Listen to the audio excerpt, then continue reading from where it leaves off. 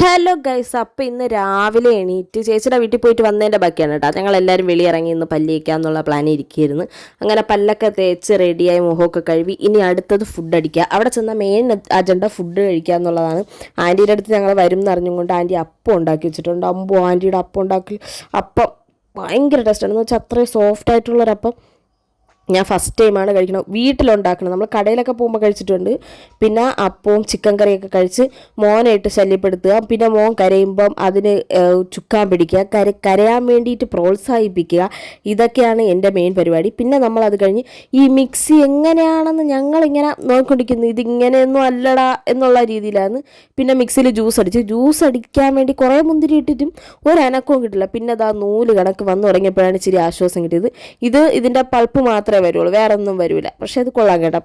Waste ആണോ എന്ന് ചോദിച്ചാൽ കൊള്ളാം. എന്തായാലും മിക്സിയിലൂടെ ഫ്രീ ഇട്ട് ജ്യൂസർ അങ്ങനെയെങ്കിലും ഉപയോഗം വരട്ടെ എന്ന് വെച്ചാൽ അടിച്ച് കഴിച്ച് പിന്നെ ഉറങ്ങിക്കിടപ്പം എന്നപ്പോഴത്തേക്ക് മാമൻ കൊണ്ടൊരു ബിസ്ക്കറ്റ് ഇന്ന്. അടുത്ത മെയിൻ ഐറ്റം മീൻ പൊരിച്ചത്, കായൽ മീൻ കറി, മരിച്ചിനി, രസം എല്ലാം ഉണ്ടായിരുന്നു. ഇതൊക്കെ കൂട്ടി കഴിച്ച് കഴിഞ്ഞിട്ട് പിന്നെ TV ഉണ്ടെന്നപ്പോൾ ചേച്ചി ഇങ്ങനെ മുടിയിട്ട് തന്നേട്ടാ. അതൊക്കെ കഴിഞ്ഞ് വൈകുന്നേരം ആയപ്പം ഇനി മോൻ്റെ അടുത്തൊക്കെ ടാറ്റ ബൈ ബൈ പറഞ്ഞ് പോവാം. അങ്ങനെ എല്ലായിടത്തും love you all Tata by പറയാണ്. അപ്പോൾ ബൈ.